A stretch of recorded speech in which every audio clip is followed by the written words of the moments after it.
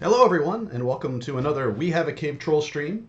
My name is Matt Elliott. I go by Snario on the message boards, and we also have.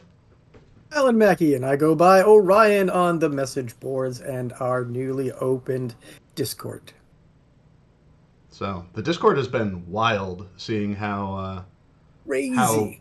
busy it has been. That has been like, I do not envy our community and volunteer moderation teams as they have to go through all of that stuff. There is a lot going on in there. I mean, is there something we did that made it so that there was more traffic than there probably normally would be? Oh, right. And yeah, that probably was the good thing is, right, that now we have a more direct way to communicate Hmm. with the players, like in a faster turnaround. At the same time, I don't know how we would have gotten through the transfer process that we're going through now with the 64-bit servers without having the Discord up and running, because it's been so much easier for us to get more information out to the players faster, quicker, more concisely. Uh, and we've been able to let Sev do most of the work for us alongside Cordo so that we didn't have to jump in there and suffer all the slings and arrows. Well, I think it's also just a the appeal of Discord is it is a more immediate and more conversational than something like a message board can be, and that's why like we've kind of spread ourselves out over into some of the different community Discords too to kind of engage conversationally. Um, Yeah. but that is not why we are here today to talk about Discord, though we could talk about it. I love looking at the screenshot channel. That's a lot of fun. Seeing people beaming over my work. That's not an ego boost or anything. Uh, Yeah, no, I just get to watch people complain about it, so that's fine. Like, no, but anyways, today we yeah, are here to talk about a couple of different things, or at least one thing that is very near and dear to both of our hearts, and another thing that is uh, going to hopefully help players better express themselves visually and has been kind of in a dire need of a revamp for a while now. So we're having a dual conversation about housing and about Lalia's market this week. Um, Possibly controversial. Who knows? We'll find out as we start seeing the questions. But why don't we just start with Lalia's market? I Because mean, I know that's what everyone has questions about. is anything we say not controversial, Matt? I mean, seriously, when you get The down to it, sky like is everything we blue. say, somebody's gonna find fault with it somewhere. But this, on the other hand, uh, I'm pretty excited about it. I'm I was I'm really looking excited about it when you suggested it. I'm looking forward to it too. So for those of you who are not either on the message boards or in the Discord particularly regularly, we've been discussing a little bit about changes that we want to make to Lalia's Market. Lalia's Market is internally we call it the MTX Mall. Um, it is a place where players can go and purchase cosmetic items through the Lotro store. One of the biggest gripes about it is many of those things, particularly the cosmetics, are that are on the store, aren't very easily previewable by the players. So I, what was this, back in December before we took our holiday break, I had pitched the idea of kind of redoing Lalia's market and helping to and bringing many of the items that are currently only available on the Lotro store into Lalia's market for Mithril so that people can more effectively preview what the items they're buying look like on their characters. Gonna have a brand new dungeon shell for it, brand new layout, brand new decorations, lots and lots of new vendors and whatnot in there. It's gonna be a hop in place, hopefully. Now we're not turning it into a dungeon, right? That's not the intent. It's just that I we talk, mean, we say anything that we build that's an internal true. space is typically called a dungeon. So that's just for a Um, little bit of clarity. That's all. right. It's an interior space. Yeah. So I think one of the things that I think excited me a little bit about it too is as I have progressed in my career, I've been kind of wanting to branch out a little bit in what I do for Lotro and just professionally in general. And so over the last like several months, I've been looking for opportunities to kind of get into things beyond world design, systems design, getting into like figuring out the ins and outs of e-commerce, user experience design, and Lalia's market is like a nice little encapsulation of that. Trying to think about how do our players use the Lotro store? What are the things that they like on it? What are the things they don't like on it? What are the things that they really really wish again they could preview?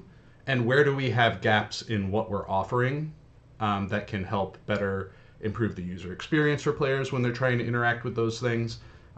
Like one of the things that you know that I was just doing actually yesterday was kind of moving a bunch of those the cosmetic versions of older instance and raid sets over into like vendors, and kind of noticing like, well, hey, we have all of these disparate pieces of armor that make up a full set, but we don't have like a bundle package built that I could just put on a vendor so you could buy all of it all at once. So it's like trying to find ways to smooth out player access to certain things. Yeah, Um,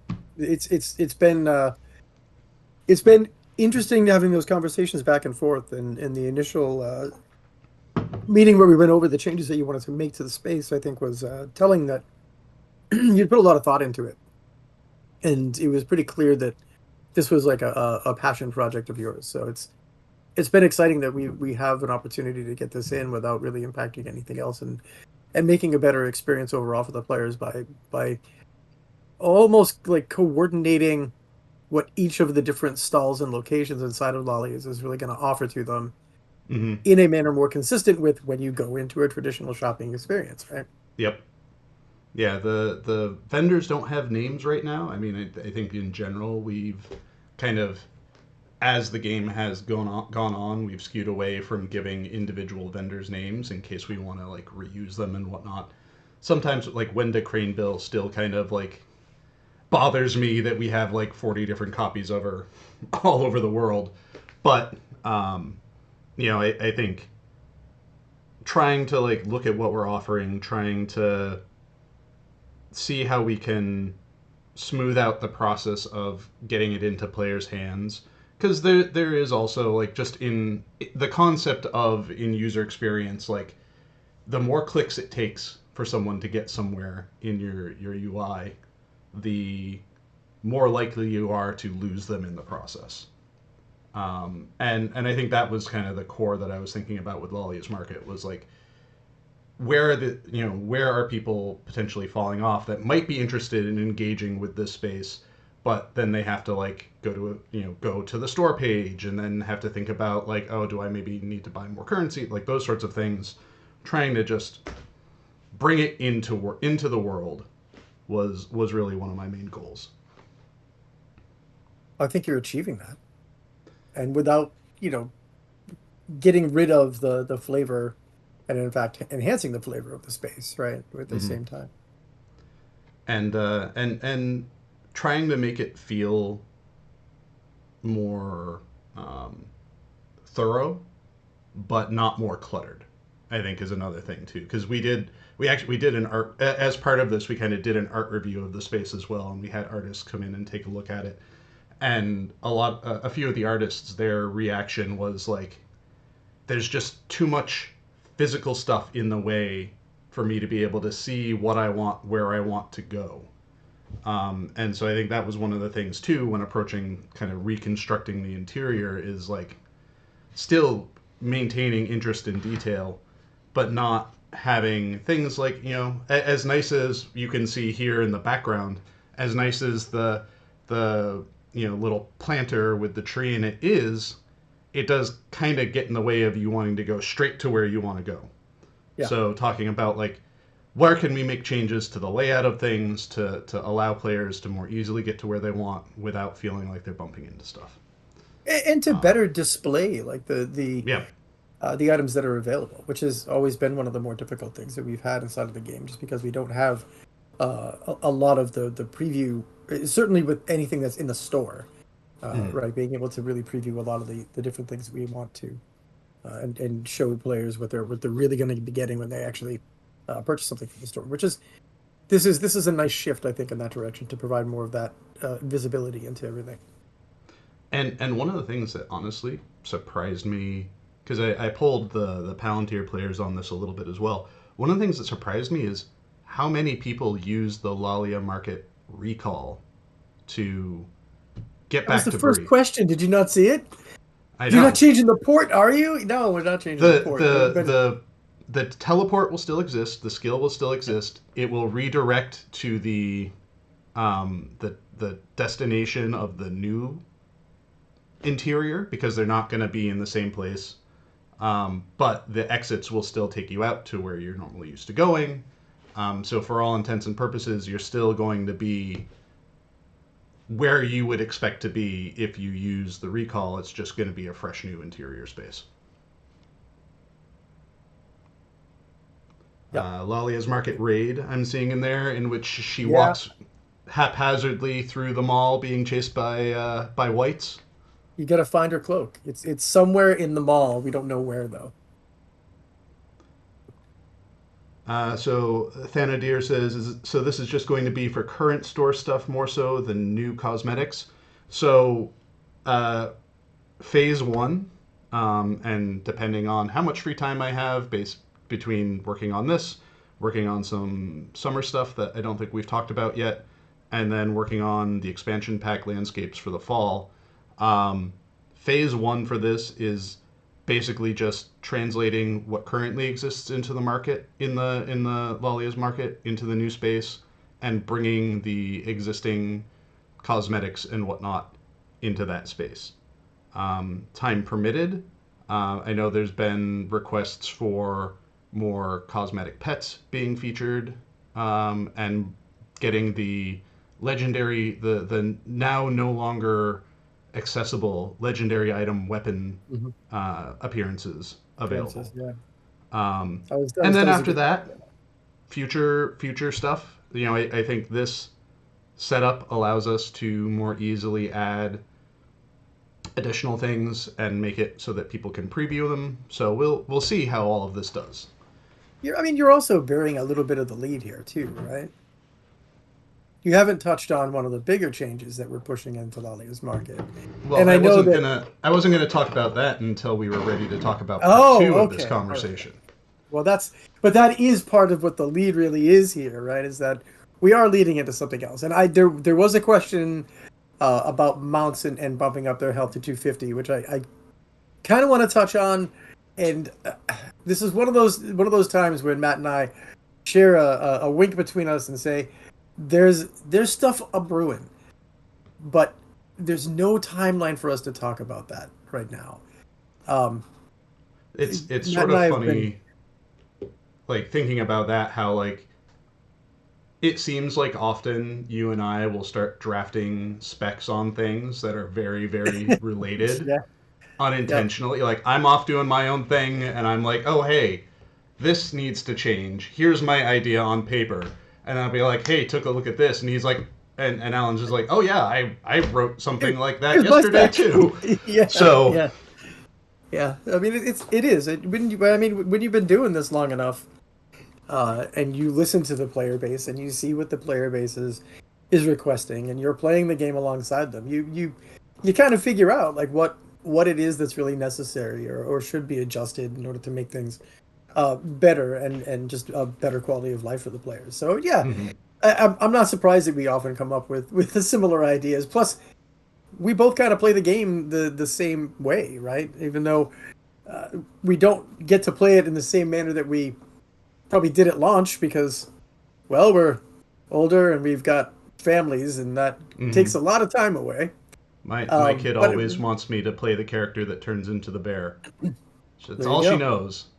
She just wants me to turn into the bear and go fight orcs. So, So yeah, so I yeah. mean, it's pretty cool. It is pretty cool. So there was a question from Mr. Alex about will we ever upgrade NPCs to look better across the game.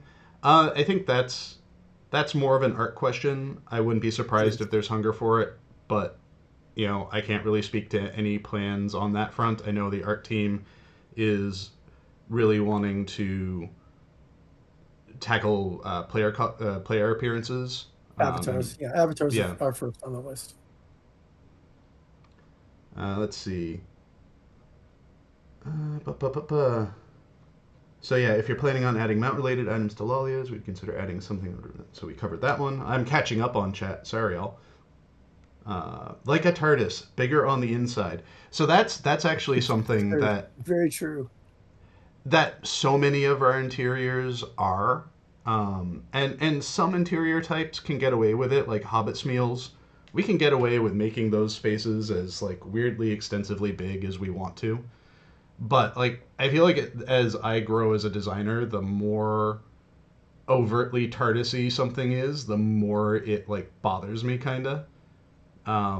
Like when I revamped Breland for the Legendary server launch, I very intentionally like comb the comb was it the comb and waddle the inn there Yeah, used to be like half buried in a mountain.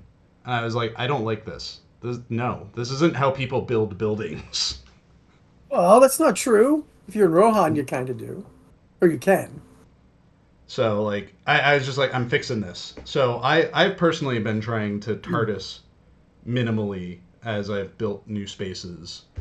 You Um, say that, and yet Lalia is very much a TARDIS. Not too much of Oh, one. it's a TARDIS. It's a It's not pretty too big much of space. one. It is bigger, but the footprint of it, the shape of it, is relatively respectful of what the exterior row houses appear like. All I right. think that's the thing for me where it's like you go into a space and then it's just like it's a rectangular space outside, but it like shoots off into a weird L shape inside, like that sort of thing. Um, Alrighty. So, will Lalia's Market have a second floor? No, it will not.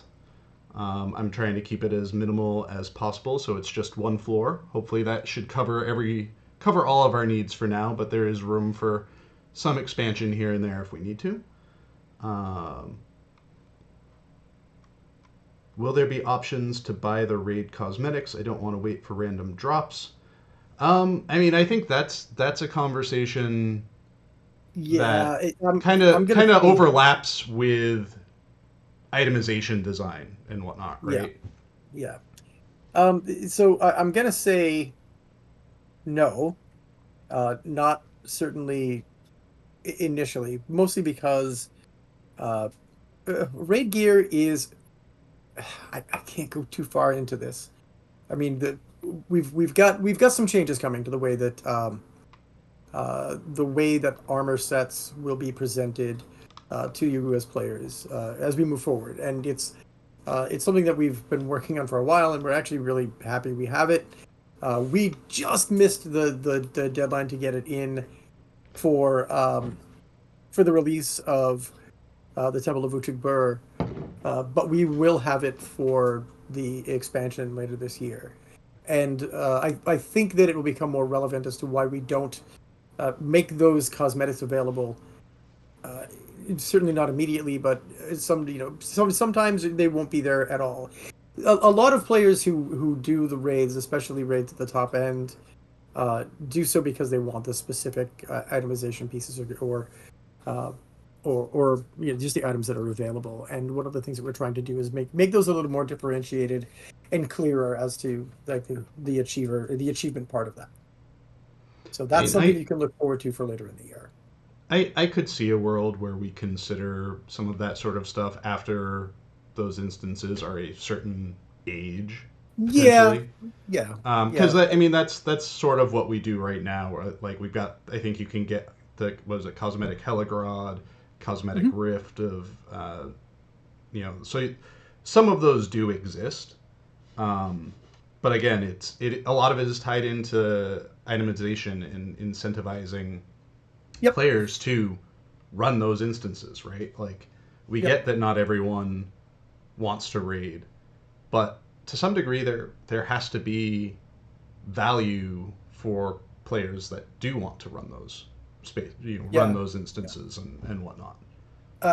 So one of the things that I'm working on right now is the letter to the players that'll come out at the end of March that highlights everything that was done in quarter one and gives you a sneak peek of what's coming in quarter two, with a very minor tease for what will be available sometime in quarter three.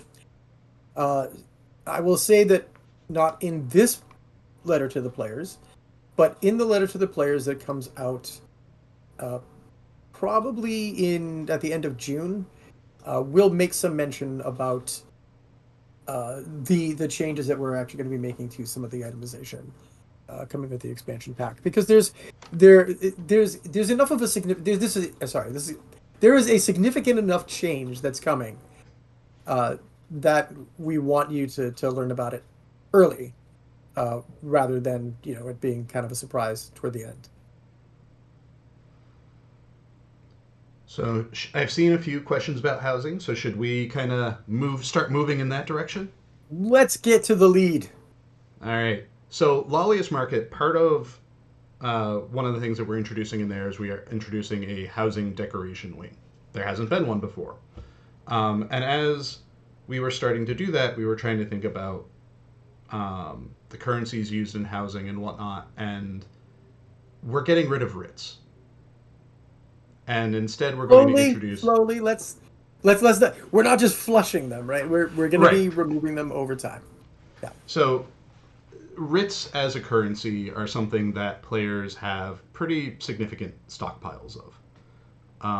And we don't produce new neighborhoods quickly enough to really to remove that currency from our economy.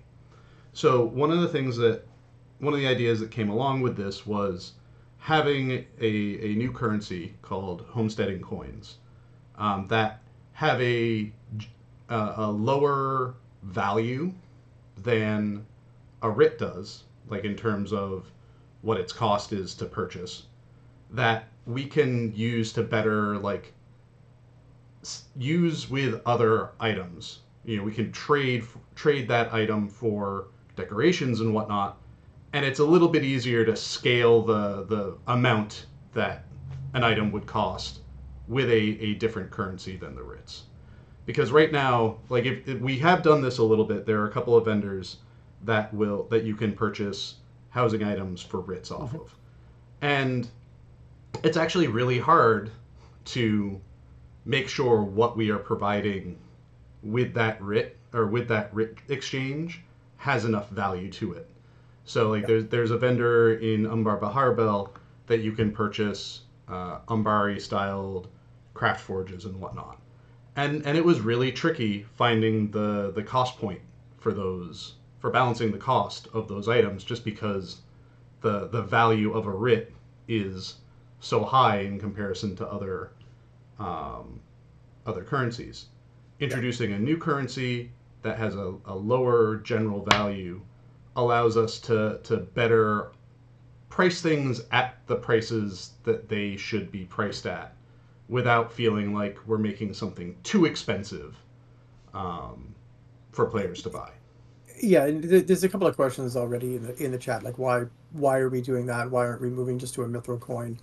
Um, so to be honest, there are other changes that are going to be coming in from the overall economy, specifically around a lot of our older barter systems, or in-game currencies that we've had for some time. And the reason that we're doing this is we're trying to make it so that the in-game economy is a little more fluid.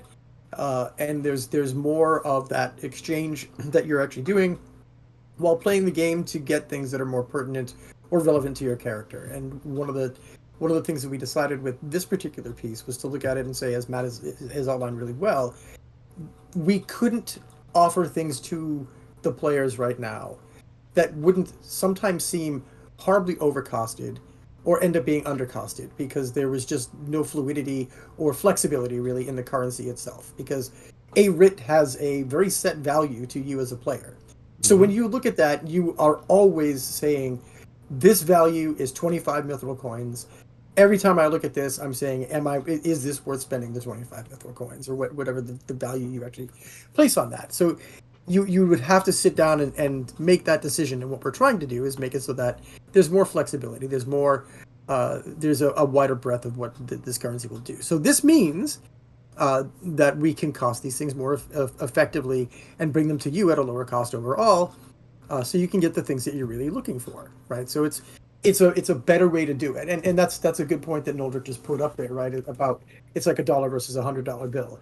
You're not looking at it as you're spending $5, $10 on something. Now you're looking at it, you're saying, oh, I can spend 50 cents, a dollar for this, and this is it becomes a more flexible and more appreciable or sustainable uh, price point for And you as the player, and for us to actually value and figure out what the values are.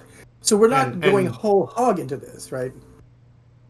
well, and Oh, George Fire's comment about it asking like a merchant to break a 20, right? Like it's yeah, sometimes that's you don't want exactly to what it is. sometimes you don't want to spend a 20 to get a bottle of Coke. You want like $2 bills to get that, and so you can and you'll have your change back, but it's a smaller increment of Yeah, currency. and And the and idea is like for those of you that have writs, your writs will still stay with you.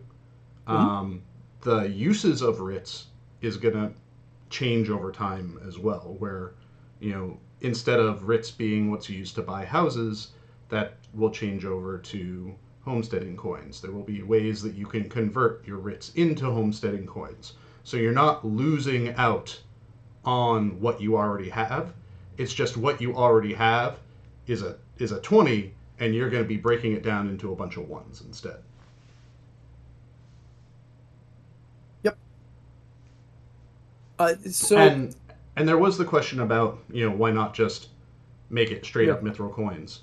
yeah. And there was a decision made back when premium housing was introduced to allow for refunds. If you bought a premium house and then for whatever Mhm. reason you needed to part with it, you would be able to get your currency refunded back. But there was a desire to not refund back the mithril, um, and that's the biggest reason why. I mean, the long and short of it, right, is it's less about refunding the mithril. It's if someone were able to find a way to do something untoward, Yeah, it opens us up to fraud, and that's something that we just that is it's safer for us and safer for you as players if we are not directly making this the only method that you can do this. So it's just safer overall to not turn it into uh, that particular currency to be used for all the purchases. It so also gives we us, you know, it also gives us a little flexibility to potentially put some of these things out there as rewards if we want to in the future, or we find a way to do that. It's just not the kind of thing that we wanted to say, flat out. This is going to move over to a mithril based economy. Yeah, and the flexibility I think is the biggest part of it for me Yeah, because when trying to design rewards, whether it's rewards for that you achieve in game or it's things that you can get off the store, it's really hard to make the whatever exchange it is, whether it is a reputation barter or if it is a mithril barter, it's really hard to balance the cost on something if the individual thing that you are exchanging has such a high value because it makes it difficult for you to you know make it feel like what you are getting is worth what you have spent. So yeah, that's probably the big scary lead.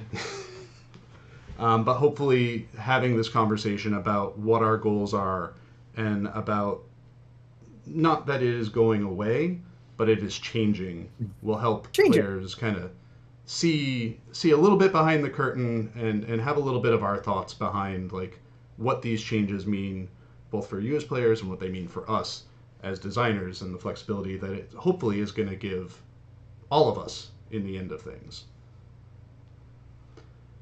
Yeah, So yeah, yeah. as far as other housing stuff goes, we're still chugging along on Rivendell housing. We're about to file the art requests that we need to make those spaces really stand out as distinct and unique. I know that there was concern from the player base about Rivendell housing, and particularly the structures that are being used in Rivendell look and feel a lot like what you see in Falathorn housing already, because they are. A lot of those same assets are used in both places. So we do want to make sure that what things look like there do feel unique and distinct to that neighborhood. Not necessarily in the terms of the shape forms, but at the very least in terms of the textures that we're using there to give it its own character and its own life. So that's the near term stuff that I can talk about with housing right now. I know we've got a bunch of awesome. I'm excited for. I don't know if they're coming in for the spring festival or for the anniversary, but there are new fences coming in that I've been trying to find a way to get in, the flowering bushes, the bush fences, the hedges, for property I fences. can't remember where those ended up. Just got to make Yeah, sure people update my trackers so I know where things are allocated. Okay, good. They're in the Spring Festival. They're out there. Yay! Awesome. So yeah, those will be something new and fun for people. I have seen a bunch of posts from people wanting snow-covered fences as well. So that might be a good Yuletime thing to think about once I'm done with expansion pack stuff, because that should come together pretty quickly. Oh, yes, shrubberies. Good. You can get shrubberies now for your houses that support fences. Thanadir asked a question about when this housing and Lalia changes are coming. Are they coming in the quality of life update or later this year? The quality of life update's old hat. We're done with Yeah, that and we're on beyond to that. everything else. Now, to be clear, that's not entirely true. So what we're so all right. So the quality of life update this year was not as extensive as we had really kind of hoped it would end up being. A lot of things that happened on the back end of the work cycle ended up kind of pushing a lot of the extra work that we needed to get done into a time frame that kind of affected our ability to really address that. So there were some things that were done to address the quality of life, and we've slowly been working through a vast backlog of defects and bugs and requests and things that we're all looking to make better on the whole. And some of the things that were added were like visualization for effects that are happening inside of hotspots and effects inside of, say, a raid, right? So some of those things were a little bit less visible to a lot of players. But one of the things that we're trying to do as we continue to develop moving forward, and I'm giggling because it's just kind of like one of those things where it's like, yeah, we always want to deliver more quality of life to the players, because that's, we play too, and we hit walls at the same time that you do. So what we're trying to do as developers is become more consistent in what we're actually delivering. So our objective this year, as was outlined in the letter to the players at the outset of the year, is to get on a better release cadence and to put things out there on a timeline that you as players can come to understand and expect, and that we can meet and deliver on, so that as we continue moving forward, every year there'll be a big quality of life update. Something that addresses some of the long-standing issues that have existed, or just some smaller number of the niggling issues that have been bothering you or bothering us as developers for a long period of time. These aren't like the big ticket items. Go on. I was going to say, like, that update is, like, likely to be a good opportunity for, we often have bugs that are in our queue that they're not significant bugs, but the amount of work involved in resolving them is something that's going to take more time than usually makes sense for us to allocate when we're like, expansion pack, go, go. Like I've got a bug that's been in my queue for years now that has been like, clean up the line of death on the Anduin River. kind of thing. Like Yeah. make it a little bit more like clear and visible about like where that line is, sort of thing. And that's always been one of those tasks. It's like I want to do something about this, but I need to like put a considerable amount of thought into how I do this and how to represent it, and I don't always have the time for it. And I think trying to dedicate one of our updates a year to kind of having the space to think about those sorts of issues that are not necessarily big, huge, problematic things, but things that if we can address them with a little bit of extra thought and time, then it just benefits us all. So I think that goal is a very very good goal for the health of the game and overall and for the sanity of developers, the happiness of the players, um, and honestly, it's a good kind of like breather update for us as well. It lets us dig into Yeah, things. and that's kind of what we're trying to do. And this is not to say that we're not going to continue development during that timeline. It's just that we'll have an opportunity to uh, explore our own uh, personal, like the things that really are inspiring us or that we really want to try, right? Mm-hmm. I mean, in the industry, we kind of call them lab days or lab weeks or whatever what have you. Sometimes they'll call them hackathons or whatever, right? But it's really just an opportunity for you to grow as a developer, and we haven't really had a lot of time to do that. And that's one of the things we're trying to do is provide, as you say, it's one of the things I'm trying to do with the team is to provide the team overall with more opportunities to explore those things and to learn more about the different aspects uh, of the actual development portion of the game. Like Matt said at the outset, right? He's been trying to dive more into the systems portion of things. Now, one thing that I used to do, because Matt and I have been in this game for a long time, meaning the development industry, the game development industry, is I used to make dungeons. But when I made dungeons, it was with Ashron's Call, which was like building a Lego Mm-hmm. set because everything was kind of in there for you. Well, Um, and I remember those where you could just like click on a dungeon piece and kind of like yeah, flip through a set of like here it is presets, pre-decorated, like the pre-lit, all of prefabs, that yeah, stuff. and it was great, right? Because it was a much smaller game and a much smaller build. I last year, I recall doing this. Right, you gave me a quick refresher on how to build a shell. I built a shell, and then you looked at it and you said, "Oh my God, you suck," and you got right back in there and you made it What look show much was better. that? That was the Thorns Hall, the crafting shell, Well, you or gave me the the Thorns the footprint to hardback work update. on, and I made it work within the Yeah, footprint. That's yeah. different. That's different. No, but but what I'm getting at is I'm not ready to get back into actually building dungeon spaces, right? That's not where my strength is right now. I have a hard enough time doing both systems and content, so that's not Well, where and I'm going to spend my time. But I mean, kind of dovetailing into that though, like I think we've over the last like year and a half or so, we've been working on how our content ideation to instance specking to footprinting to world implementation process has gone, because like I think it's one of the things that I think has always been challenging is you know world is very intimately familiar with the scale of a space, and content is very intimately familiar with what can be done in a space, but it is not necessarily kind of an overlap between world knowing what content to do and content knowing, how big a space, like what, how large of a scale a space actually is. So someone will say like, "Oh, I want a 40-meter room," and we'll be like, "Do you really? Are you sure? Because yeah, that's kind of big."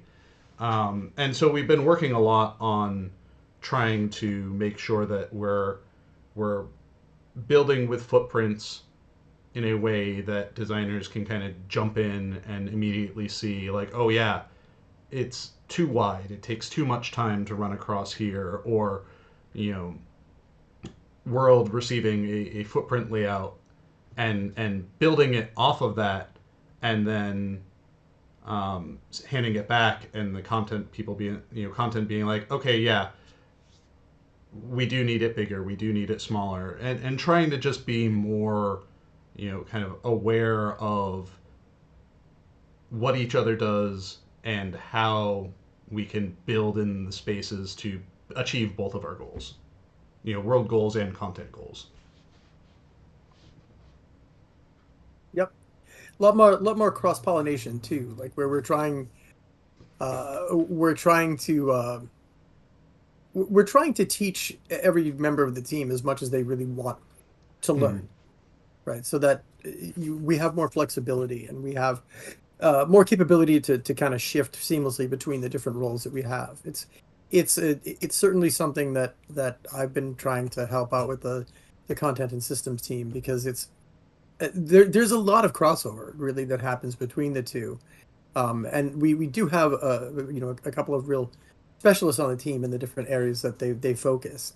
Vastin like it has kind of branched into becoming almost a pseudo engineer with the stuff that he's been able to do, specifically around the Ring Wraith, the Veil of the Nine servers and events and whatnot. And it's just been it's I feel like the past couple of years there's been a lot of growth just amongst the team and the things that we've been able to really accomplish and learn and kind of just get better at, which is kind it's of it's nice. tricky to find the time for that too, because like we It really do is. we do both have a I wouldn't say like super aggressive schedule, but we do keep ourselves very busy, and that can make it hard to individually, personally justify the time to like take out and dip into something that you don't really know all that well.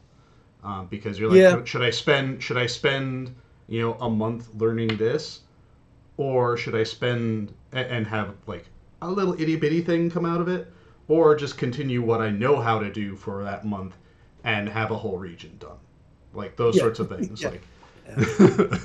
Yeah, no, it's um, true. True. And it's kind of amazing how much we do get done in a very short period of time. I did Yeah. see a question way back up that was like scenario umbar housing question mark. Yeah, yeah, Um, it was way back when. no secret that I think the umbar structure set that we have is very would be Gorgeous. very good for housing. It would Gorgeous. it would create some awesome neighborhoods. I've got a lot of Yes. ideas for it. I think we're at a cadence now where we're probably going to produce a neighborhood once every year and a half to 2 years that feels about the right amount of time. It might go up, it might go down, depending on, oh, hey, like this person wants to spend some lab time learning the housing system, and something small gets produced out of that. But I think in general, that's kind of the cadence where we're at right now in terms of like traditional neighborhoods. Um, and that feels about right. But umbar housing is certainly something that I really think would look great. Um, there's been very compelling arguments from the player base about a winter home neighborhood, which we don't have really a snowy neighborhood. So that's kind of like won me over too as another like, oh, that would be a really cool place to have something as well. Um, there's no shortage of great locales in this setting, in our game specifically as well, to put housing. Um, there's lots of great cultures that we could build neighborhoods off of. There's lots of great just locations that we could pick and choose for that.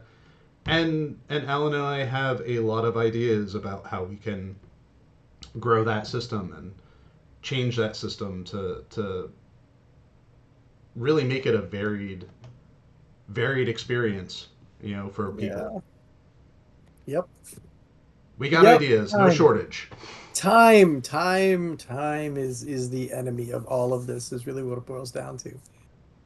There was a question about the mentoring and downscaling system, and I kind of want to take this as a quick opportunity to touch on some of the kinship work that's underway. Um, and we can't go too into it. Anything that I'm going to say here is still very mutable. There's nothing that's really set in stone. We will be talking a little bit about it. I should say I'll be talking a little bit about it in the letter of the players coming up. Um, there will be some details that are going to be a little surprising to you, I think. And I don't want to tip too much of that hand. But one of the things that we had to make a decision on with regard to the mentoring and downscaling and kinship was which one of those was more important. Um, and we think that they both kind of go somewhat hand in hand, right? Because the the kinship system is very important because it is the social structure inside of these games. And what we found when we announced the fact that we were opening up the 64-bit servers is that the uh, the the the the ties that bind you together as players is very clear and very strong when it comes to the kinships that have been established and existed for a very long period of time. So one of the things that we're really looking at is which one of these two things was more important. And what bubbled to the top was the kinship system and revising and robustifying the kinship experience. That is not to say that the downscaling has gone away. Like a lot of things, like a lot of different ideas that we have, that we've got a big giant whiteboard, right? It's not a real whiteboard because we're all inside of our homes at Virtual this point. whiteboard. Virtual whiteboard, and that virtual whiteboard has on there the notion of the downscaling system that will enable us to tie that into the kinship system. But when we sat down and looked at what we wanted to do with the kinship system, and we looked at how frankly regressive the kinship system is, we wanted to make some changes to kind of modernize the way that it works. And before we brought in the downscaling, we wanted the downscaling to actually have an impact on kinship. So some of the things that we're doing to revise and revamp the kinship system are going to be better served with the downscaling system coming in later. So it's still on the whiteboard. It's just been pushed out for a period of time, and we don't know exactly how long that will be. We are focused on kinship right now as one of the bigger pieces, along with, I mean, as we're talking about right now, obviously housing, right? Housing is a Mm-hmm. is another big thing that we're looking at.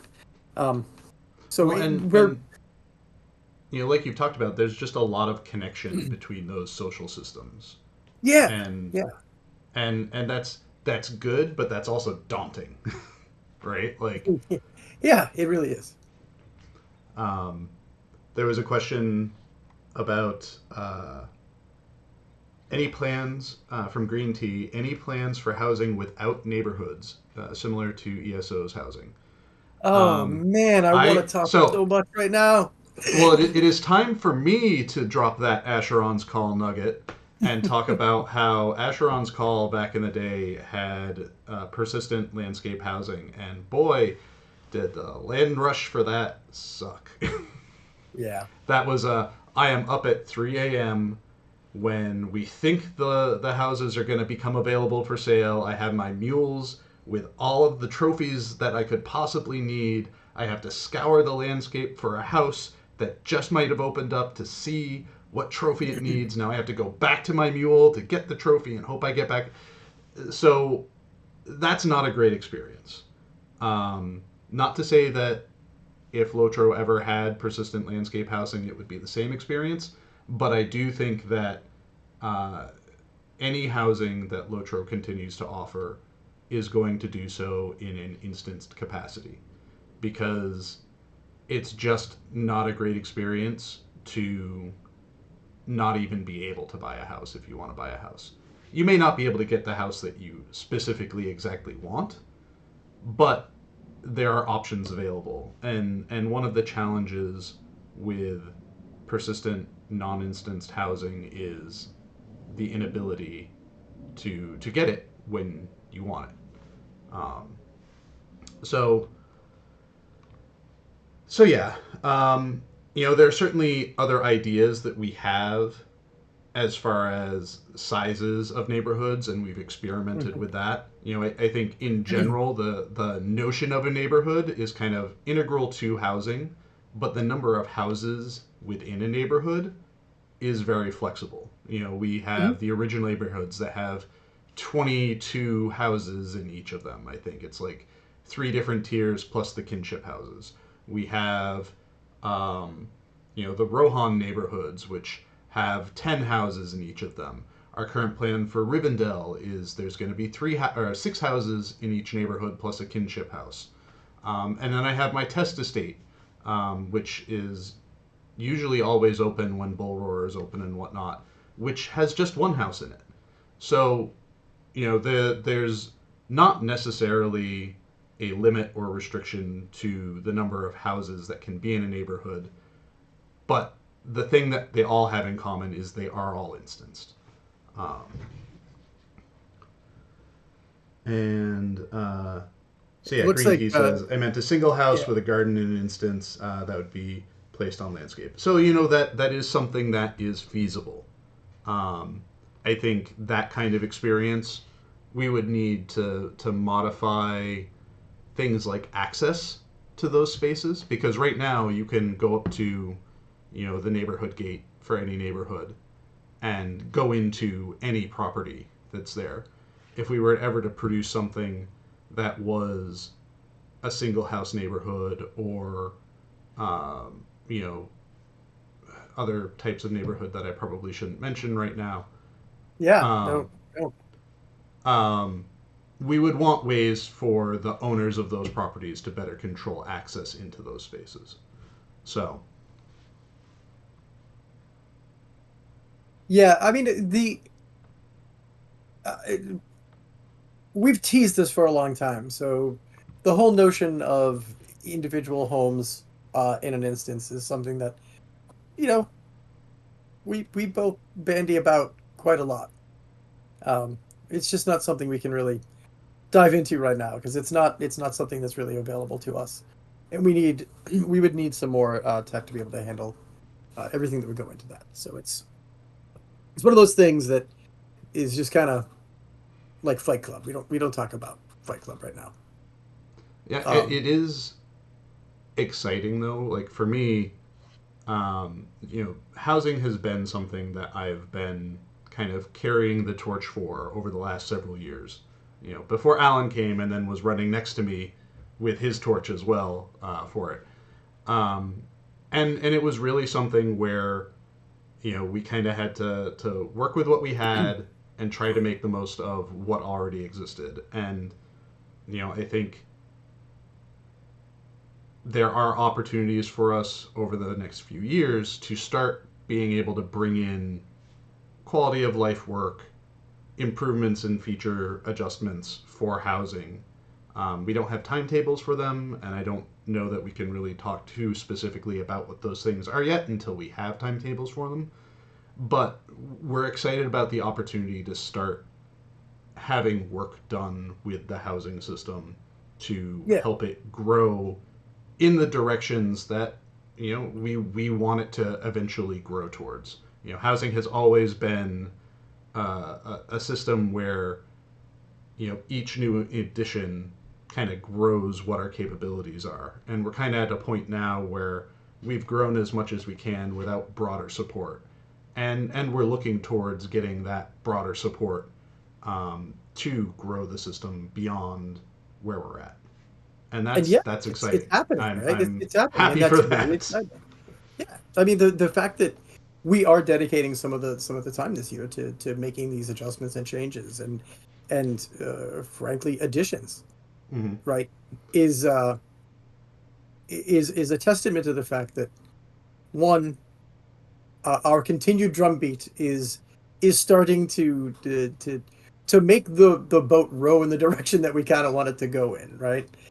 Well, And that it's not just that; it's just that the merit is there. mhm. Like we're starting to make everyone see, oh yeah, there's a real demand for this. It's one of the things that has been very clear, right? The player base has been very clear over the years that houses are super important. I think um, when we started discussing the transfers to 64-bit servers, dear Lord, what happened when people started There to was a come out of lot the of woodwork and anxiety. like, hey, I've got 6,343 houses on 89 different accounts that I'm gonna have to figure out what to do with.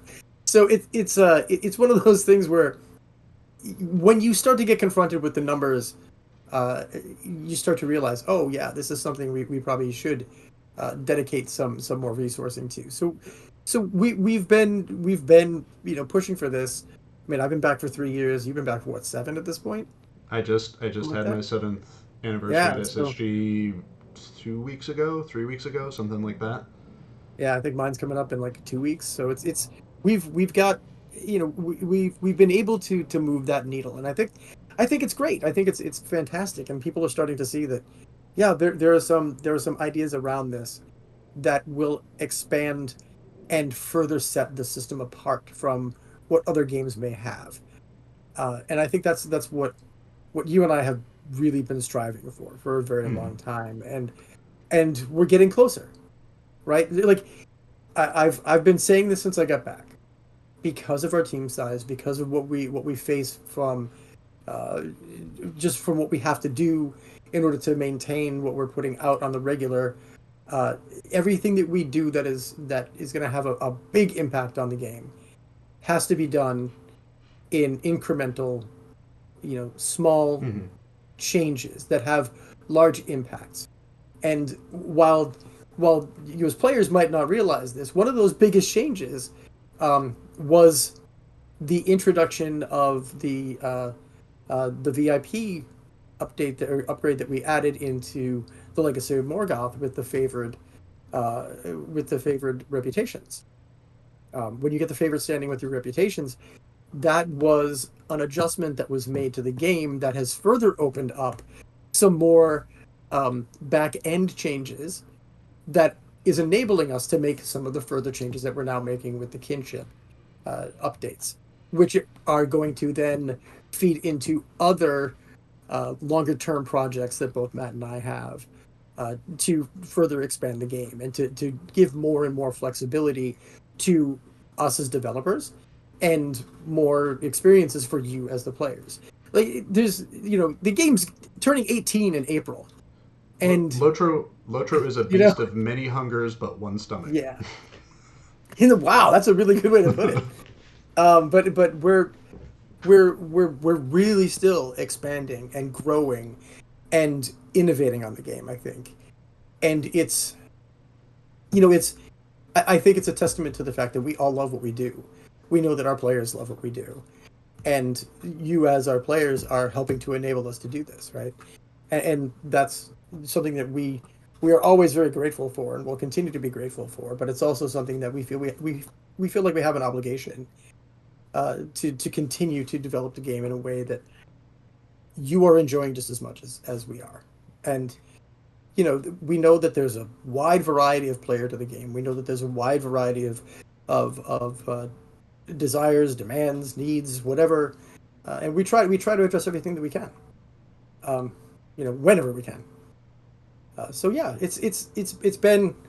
I know it may have seemed that it's been a really slow shift, but it is. We're making a lot of, I think, incrementally uh, profound advancements that you may not necessarily have seen uh, initially, but they're all starting to come to fruition, and that's going to be really present, I think, in the next couple of years. Well, it's even talking about things like, the stuff that happened with hobbies, like Mhm. adding Yep. in adding in birding, and kind of the work that went into assessing how a hobby is created in on our end of things, and being like, well, that's silly. Why don't we do it this other way instead? Hmm. And now we have a setup, a system that can allow us to, not only create hobbies more easily, but might also have applications in other systems, in other Hmm. UIs, in other gameplay that isn't necessarily exposed to the players. And that I can certainly understand why patience can be difficult on those fronts, especially if the thing that you love, the thing that you want to play the game for, doesn't feel like it's getting that attention or getting enough attention. That doesn't necessarily mean that what's being worked on won't eventually also be able to apply to Hmm. what you're passionate about. Yeah, and I mean, there was a question that not related to what we're talking about, Matt, but Somebody just asked about GDC. I don't think anybody is officially going to be there from the team down at GDC this year. Um, I've We have heard people that some, go like yeah, as but just private as we know, individuals, but yeah. not as representatives. But I don't. I think I heard some chatter about PAX East, but I don't know any details right now. I'm Yeah, sure as we get closer to PAX East, that'll start coming out. that would be a Um, wait for Cord to make an announcement kind of thing. yeah, yeah. I mean that if that's coming, it's coming. Um, Green Tea asks, is so there any chance for an increased view distance in the game? That's actually something that I've been talking a little bit with our tech art team about, because I remember years and years ago we had an engineer who, we were talking about passion. Um, like, he would do these little random side engineering projects, and he actually had started working on a way to increase certain aspects of view distance. Um, and then before he had an opportunity to check in that work, he got an offer for a different job at his like yep, dream job, and now that's kind of that project kind of disappeared, but it's stuck in my head. So every time we come around to like, oh, we want to make this big new region with expansive landscapes. Hey, can we see if we can find that work again? So it's certainly something that we've been talking about, and from the world perspective, would be really nice to be able to enhance, but no timetable on it. yeah. There was another question in here about or not necessarily a question, more of like a joke about the hourglass going in as a potential decoration for the anniversary. Don't laugh. We did talk about an hourglass. We cooler heads prevailed, and it's not going in right now, but there might be a chance there'll be a bobble at some point along those lines. Not as easy Uh, to make as a giant rock that blocks a road. that's so true. We are at time. We are. We So are. thank you everyone for hanging out with us, enduring the first half, and then enjoying the second half. Um, It's enduring. What are you saying? We were boring in the first half? No, we were. well, it was more of a scary conversation, I think, than the second half was, which was more fun and whimsical. I Um, but thank you everyone for hanging out with us, for I chatting, asking your questions. I am going to drop one quick total spoiler. Um, the summer months will see another update to birding, and maybe fishing. So it looks like we're sticking with the hobbies a little bit for a while. Sounds awesome to me. Hope everyone's got their binoculars ready if those are lore appropriate. Spyglasses. We'll say spyglasses ready. All right, everyone. Thank you so much for hanging out with us. We'll be back next month. Who knows what our topic will be? We got to figure that out. Pay Yeah, attention to Discord, social media, Court of the Rings on Fridays for the latest news and information. And yeah, we'll see you all soon. and be on the lookout for the letter to players coming by the end of the month. That Hold me too. to it. Have a good one, everyone.